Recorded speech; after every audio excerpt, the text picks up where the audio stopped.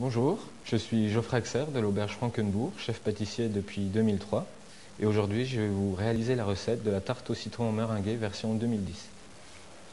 Alors pour commencer, nous allons prendre le jus de citron pour faire la crème citron, que l'on va verser dans la cuve du robot. On va également verser le sucre avec la maïzena qui est compris dedans. Et on va commencer à faire tourner notre robot. Donc sur vitesse 3, sans température pour l'instant. Nous allons également ajouter nos œufs.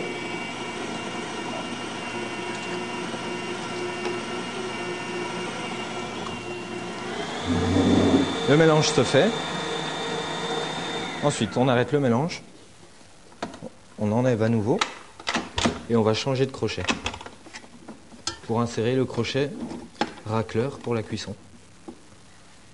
Alors ici, nous allons régler notre température sur 90 degrés. Et la vitesse sur 1.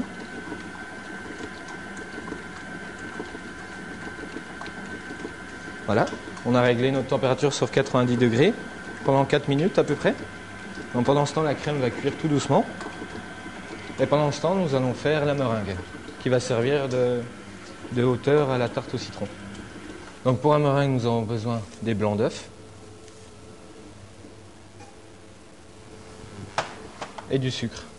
En sucre, on met toujours la quantité double de sucre que de blanc d'œuf. Donc ici, on avait 75 grammes de blanc d'œuf, on va mettre 150 de sucre.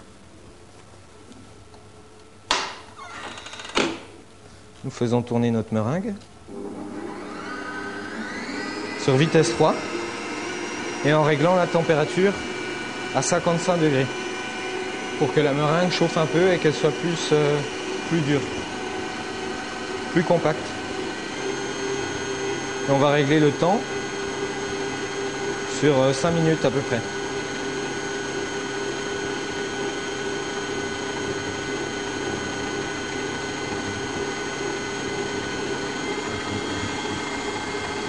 Ici, nous pouvons contrôler la température. Elle est ici de 44 degrés. Donc quand je sais qu'il est à 55 degrés, je peux commencer à arrêter un peu la cuisson.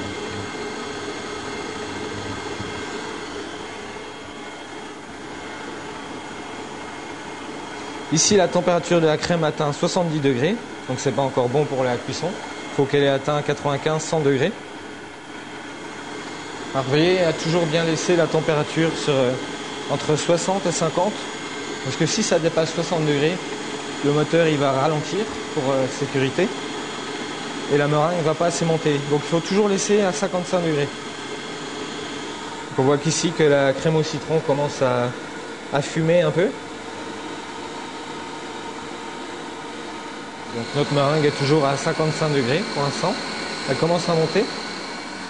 Le batteur a sonné, ce qui signifie que la crème est déjà cuite. Donc on le voit bien là. On va remettre un peu de temps, on va remettre 30 secondes pour homogénéiser l'ensemble. La crème au citron est cuite et on va arrêter la cuisson. On va remettre du temps, environ 3 minutes.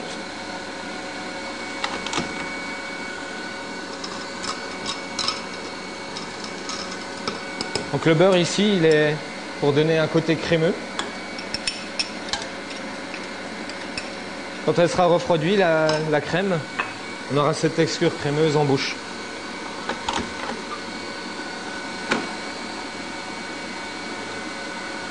On continue de mélanger pendant 3 minutes. Et pendant ce temps, on peut contrôler la meringue. Donc la meringue ici est assez chaude. On va baisser la température maintenant. Et on règle le temps sur 3 minutes. De façon à contrôler la température redescende pour que la meringue refroidisse.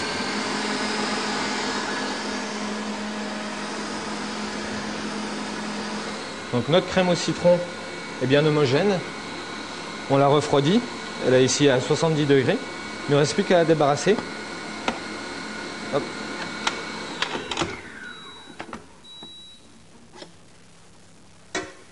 Là, le temps est écoulé. On va remettre un peu de temps. Encore 3 minutes.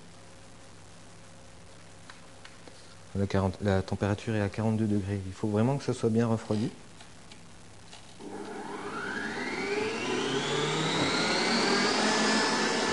Voilà, la crème au citron. Il ne reste plus qu'à la placer au frais pour la refroidir et l'utiliser ultérieurement. Donc ici, nous allons réaliser maintenant la pâte sucrée qui va servir de base au dessert. Dans la pâte sucrée, alors on a de la farine, de la poudre d'amande, du sucre glace et du sel. Alors ici, on a mélangé tous ces ingrédients déjà, qu'on va placer dans la cuve. Et ensuite, le beurre, qui est légèrement ramolli.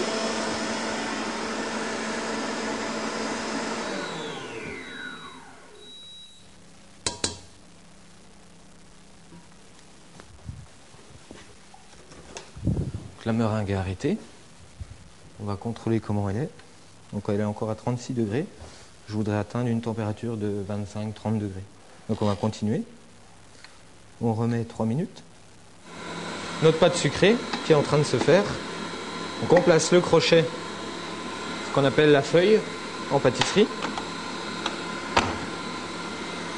La température sur 0. Et on va commencer à battre à vitesse minimum pour sabler la farine, le beurre et la poudre d'amande, de façon à obtenir un sablage. Donc on va sabler environ 30 secondes. Il ne reste plus qu'à ajouter l'œuf, le temps sur 1 minute, et on bat sur puissance 1. Donc ici on voit qu'on a une belle pâte, bien homogène, que l'on va retravailler à la main et que l'on va étaler pour former des rectangles pour faire la base du dessert.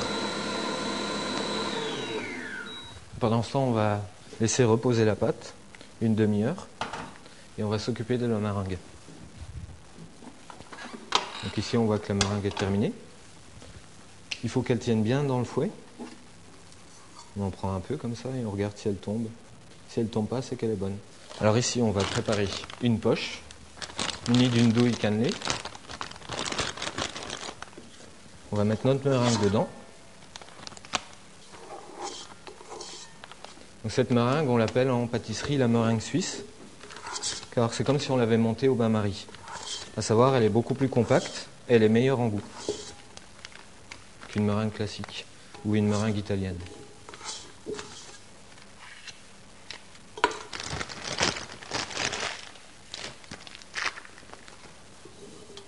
Et ensuite, nous allons dresser des rosaces de la taille de la pâte sablée pour quand on va monter le dessert à la fin, que ça soit la même taille. Donc on va en réaliser 4 de 9 cm de longueur environ sur 3 cm de largeur.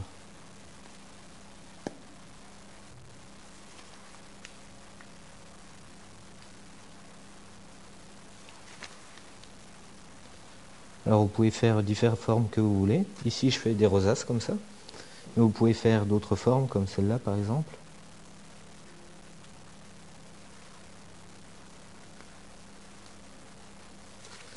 Vous pouvez faire des traits si vous voulez.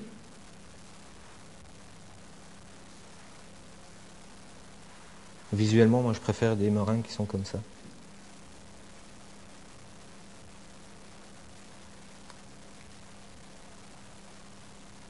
On va terminer la poche pour pas gaspiller.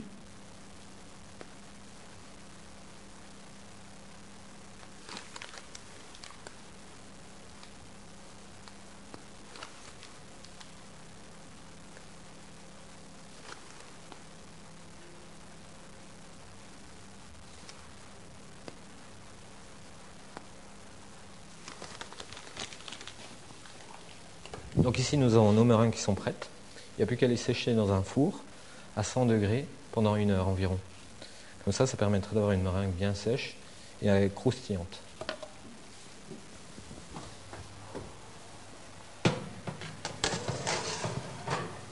Ensuite, nous allons nous occuper de notre pâte sucrée. On va la travailler avec un peu de farine.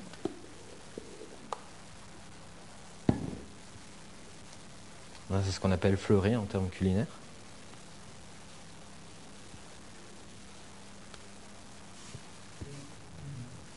Ensuite, nous allons l'étaler.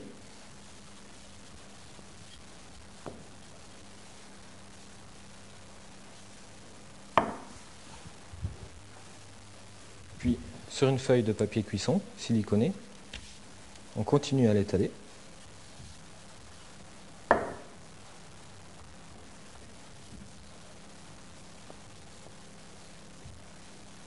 Alors si on voit que la pâte elle colle, ne pas hésiter à remettre de la farine.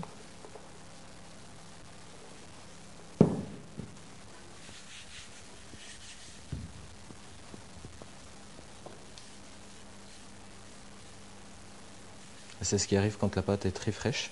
Il vaut mieux la laisser refroidir une bonne demi-heure au frigo.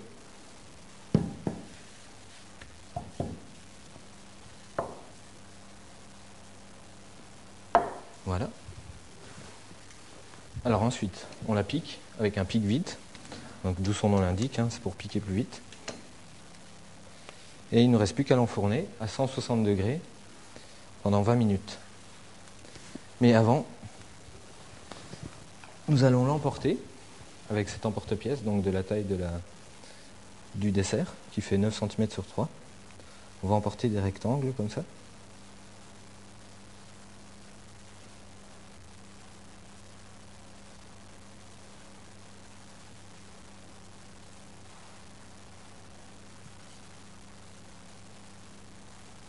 Et ensuite, il ne reste plus qu'à enfourner. Nous avons donc ici nos sablés qui sont cuits. Donc on en a réalisé 8. Je vais ici en prendre 2 pour faire l'assiette. On a pris une assiette carrée comme ça. On voit ici nos meringues qui sont sèches, qu'on peut voir, elles sont bien dures. Et ici notre crème citron qui est refroidie. Alors on va commencer par faire un petit décor sur l'assiette avec un cornet au chocolat. Donc on peut réaliser divers décors. Ici on va réaliser un petit décor simple.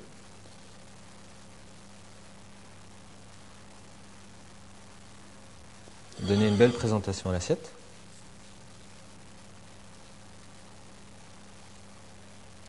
Voilà. Ici, nous avons notre sablé que l'on va poser au centre de l'assiette. Ensuite, nous prenons une poche munie d'une douille plate qui est cannelée. Et on va mettre notre crème de citron dedans.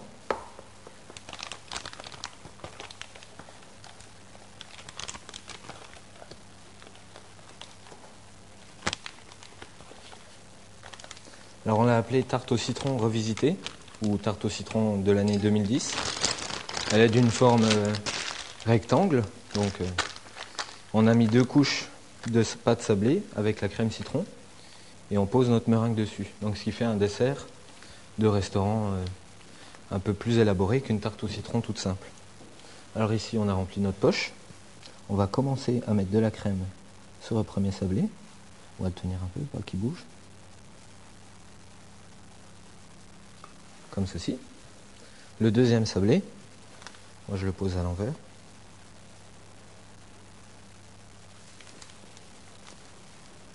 Une bonne couche de crème.